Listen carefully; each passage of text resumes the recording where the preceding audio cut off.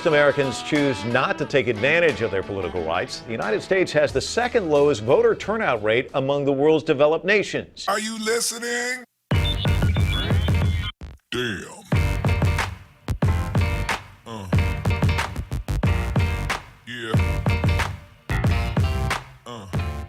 Okay, so I'm Michelle. I'm a student at MUHS, and I'm 18 years old as of September 29th last year.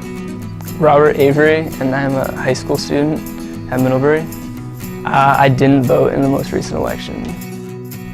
It seemed too hard to register, and I didn't actually really know what was going on in the elections because I hadn't been really paying attention.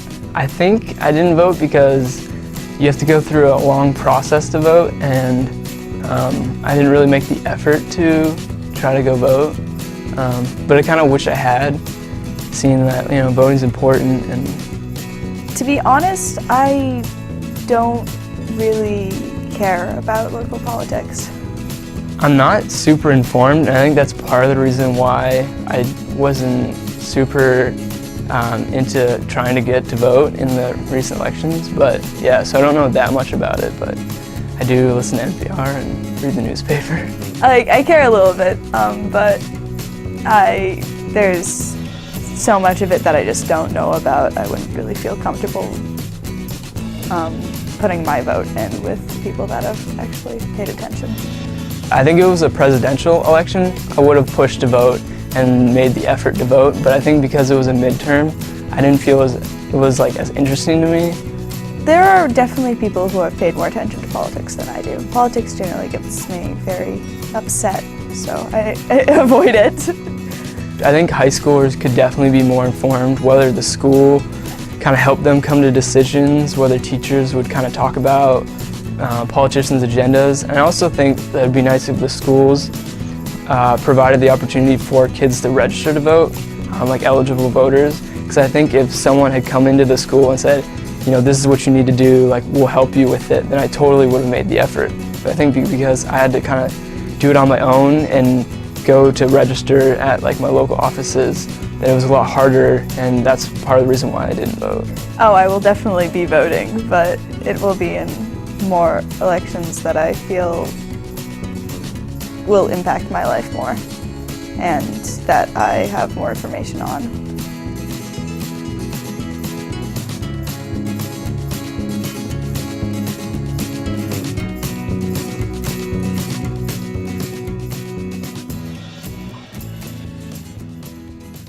Casey O'Mara, and I teach at Middlebury Union High School. I teach social studies. Well, I'm Matt Dickinson. I teach American politics here at Middlebury College. James Condos, better known as Jim, and I'm the Vermont Secretary of State. This past midterm election, did you vote? I did not, no. And that's not the first time I haven't voted in a state or federal election.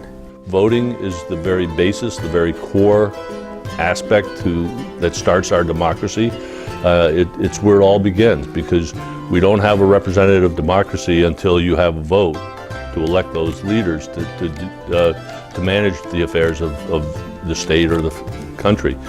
So it's important, and it's really troubling when you see how few people go out and vote. But personally, do I feel as though that one vote is as connected to the overall turnout?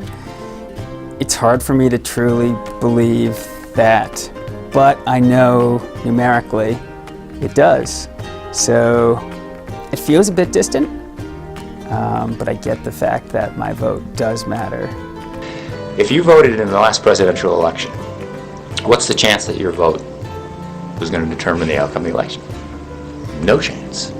I think people realize, people are concerned, you're right, my vote doesn't count. Well, it does count, and I think, it may not be your particular vote that doesn't count, but when you start to add all those people who don't count up, it starts to really add up and starts to really make a difference. I miss an election, so then I kind of think, well, it was only one vote, right? But then you think, well, geez, that is one vote, and it may have helped someone. Every vote does count and is important. And as I tell people often, it's your vote is your voice. convenience, I'm certain, plays a big factor into any voter turnout. I think there's issues around just where the polling stations are located, people's schedules with work, family life, and just how conveniently you can navigate transportation to get to where you need to vote. Certainly, it's not a knock on them. People are busy. It's, you know, election day, unless you're a teacher or a state worker, most people have to work on Tuesdays, and that's when election day is. So I think it's difficult. You know, I advocate that we should make election day a holiday. At least the November election, the general election, should be a holiday, a national holiday, and that way we might get more people out to vote.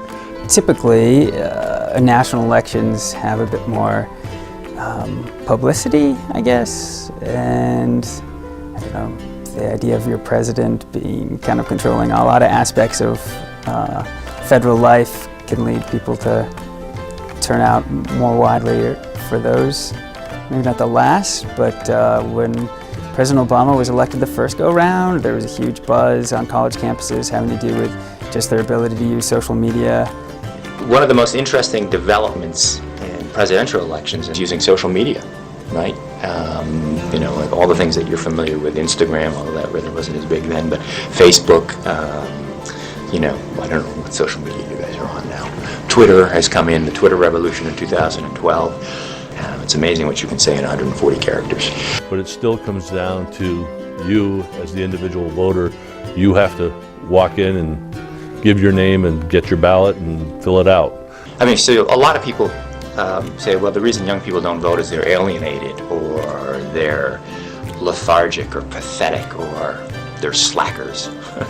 That may all be true, but that's not why you don't vote. The biggest reason is because, A, structural impediments. So we get back to registration.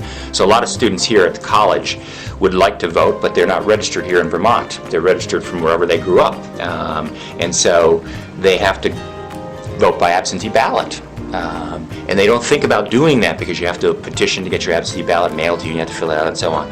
So one reason young people don't vote at high rates is because of these structural impediments. They're often not living where they're voting, or they haven't even registered because they've just got a new job, they've just moved into a town.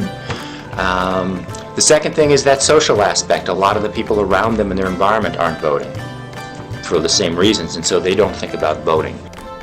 So in general, I'd say societally, there's a bit of apathy around kind of politics and if you can make inroads or not. We can't take people by the hand and lead them to the voting booth.